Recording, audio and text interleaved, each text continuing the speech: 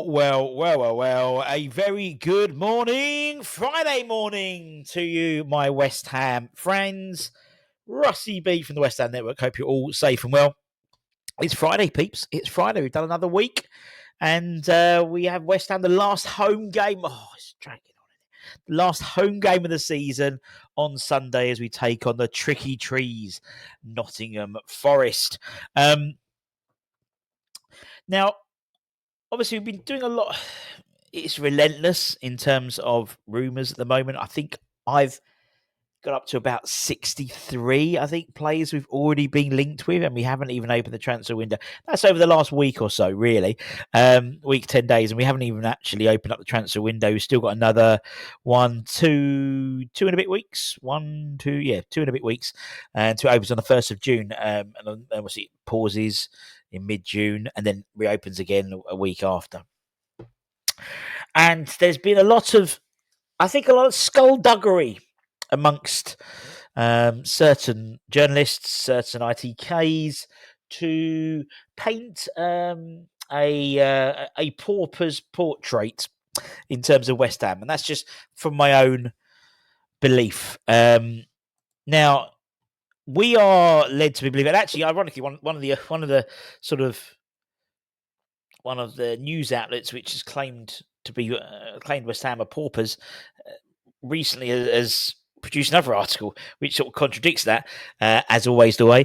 But according to 𝙋𝙍𝙊𝙈𝙄𝙎𝙀, they mention that Graham Potter demanded significant financial backing when he was appointed the West Ham manager in January. According to their top source, he indicated that Potter was promised financial support from the West Ham board before taking the job.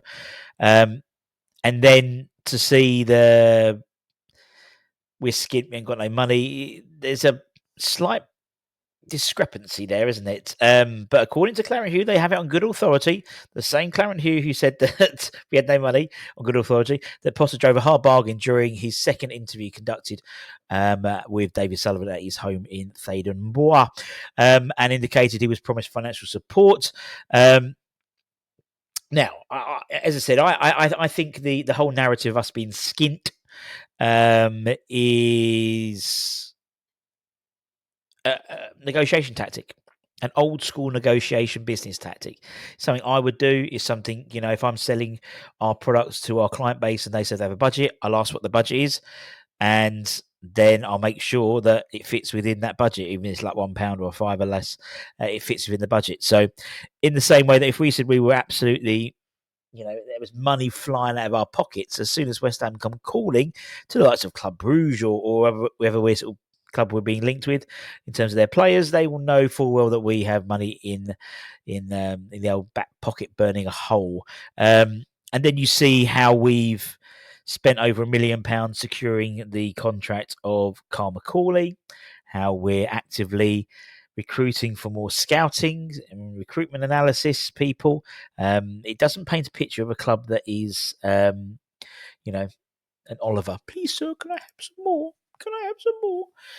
Now, I think there is a halfway house here. Thinking about it, just looking at things and being subjective with it, I don't disagree with the fact that we may have to sell in order to boost the budget.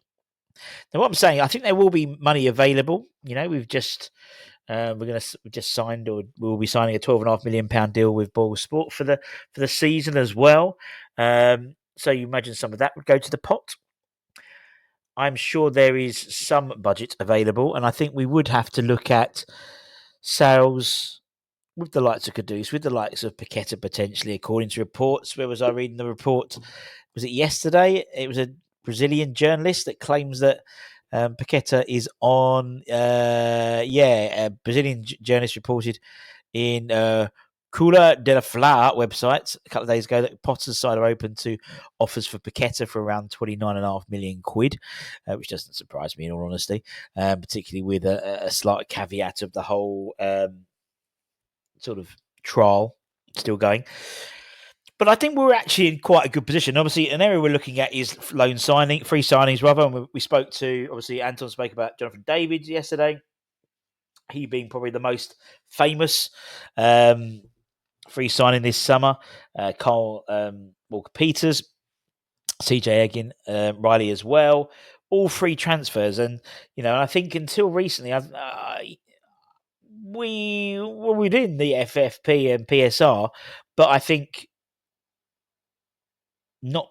You know what I mean? It's not squeaky bum time just yet.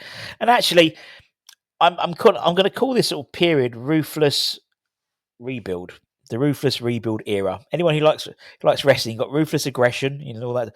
This is the ruthless rebuild era, and we have to be ruthless.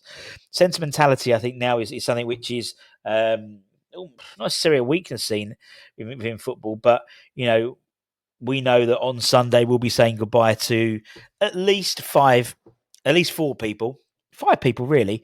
Was it six? No, it's five. It could be six. And we could save a lot of money by saying goodbye to those five people.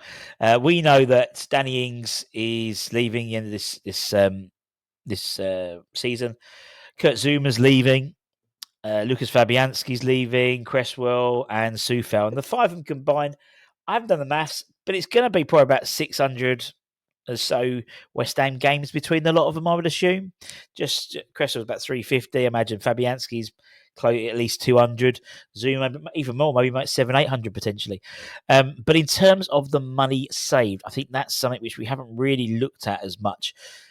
By those five alone, and for Zuma, I'm assuming basically I've halved his salary there, because very much, particularly when he was at what was it called? You know what I mean? I'm going to say Alaroba. He very much. Well, I think it was. Well, I'm assuming there was 50-50 in terms of wages. And if that's the case, you see there, it's valued that all up. It's £337,000 a week we're saving, which is around 17.5 million quid, which ain't a bad chunk. Which ain't a bad chunk of change, really. In all honesty, it isn't too shabby alongso. And indeed, when you look at some of the other stuff, such as, for example, if we added in Antonio, maybe, because obviously being a question mark over his contract status, I think very much he's probably the most likely. He's probably more likely to stay than not, because in the same way we offered, I talk about sentimentality, but we did offer Angelo Bonner a 1-year deal when he was out injured. And so maybe it might be a pay-as-you-play. It might be a very sort of smallish sort of regular salary, smallish in their comparison, fortune for us lot. And then, based on performances, he gets a lot more. If you added him, you're looking at around £22 million. Antonio's currently about 85 grand a week. That's a lot of money saved, isn't it? Now, on top of that, there's other people as well. The likes of our loans we're currently paying at the moment. So, Soler and Ferguson, I've suggested we're paying half of their wages as well. Might be more, might be less. But compared to where we were the end of this year to next year, it's over £25 million saved. You've got to think that on top of, potentially, if we got rid of a Kudus, for example, if we got rid of a Paqueta, for example, not only would you save on the wage bill, but, money coming in, Kudus has several clubs interested in. Whether that results in a significant bid is another question. Paqueta, as I said, looks like Flamengo could be an option. Nafi Gerd as well.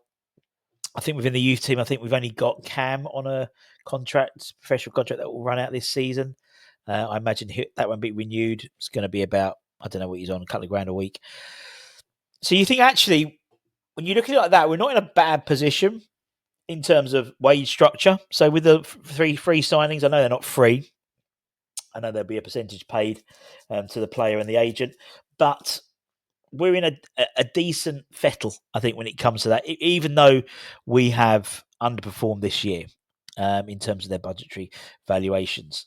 And so there will be obviously some money lost there, but you think the money lost there in terms of the position sort of what we budgeted, I mean, that's probably going to cover it, the wages, in terms of what we would have bought in potentially. So, I mean, it's £3 million a spot plus the extra TV games as well. So, I'm not.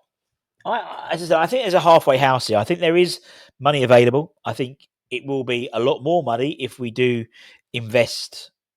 In essence, we sell some of our assets who are looking to move on. So the likes of 𝙋𝙍𝙊𝙈, I would assume, to be honest, 𝙋𝙍𝙊𝙈 would be looking to move on as well. Not playing in Europe for 2 years now could dent his aspirations potentially.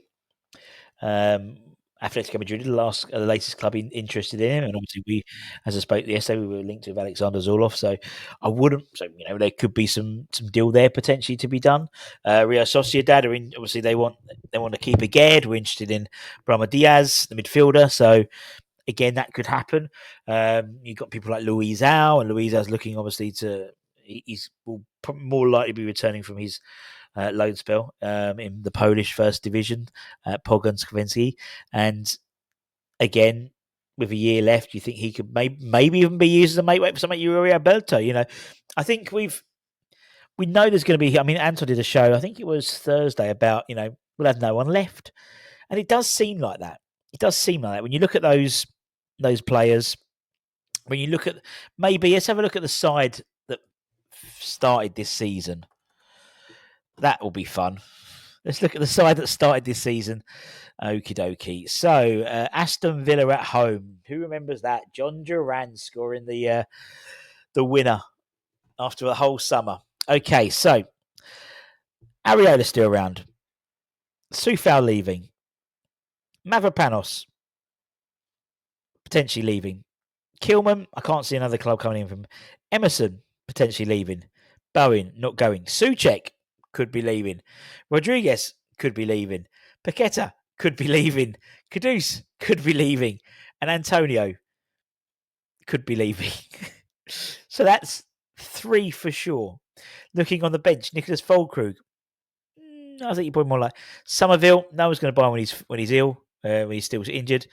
We've got James Ward-Prowse. Danny Ings has gone. And I think Todibo, I can't, unless a big side coming for him for big money. So 7 out of the, is it 16? 5, 6, 7, 8, 9, 10, 11, 12, 13. 7 out of the 16. 7 out of the 16 that started the first game against Aston Villa are kind of definitely going to. It could be 8. I think Souček will cost a decent. I think basically news that Thomas Souček has said if an offer. I think that's the same with everyone at bar. Maybe Bowen, maybe Todibo as well. I think everyone else is and possibly Kilman, although I don't know. It's a massive turnaround. And to say it's not going to be a small rebuild is a bit of an understatement. I think he was almost, there was a definite change from one press conference to another where he was saying, "Yeah, it's exciting summer. It's exciting. Next one is. Oh, I don't think it's going to be a massive rebuild. Or it is. Even if you got rid of those 5 players, that's a fifth of your squad. So that is, and granted, Zuma was on loan elsewhere, but that is a fifth of your squad. That is a lot. And then obviously with this discussion yesterday at Hamilton Hammers headlines talking about the US investment potential. I would assume that would trickle down too late if it happened. Too late for the summer transfer budget, maybe towards the end, possibly, but you never know how quickly or slowly these things work. And it's very much, it seems, at the exploratory stage at the moment. But what do you think? What do you think? Let me know in the comments. Okay, here's one.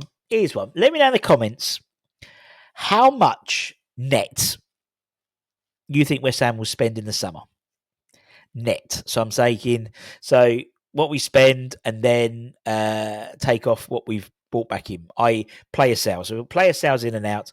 What do you reckon we'll spend as a net by the end of the second transfer window, i.e. the beginning of the end of 31st of August, 30 days out of September, April, June, 31st of August. Let me know.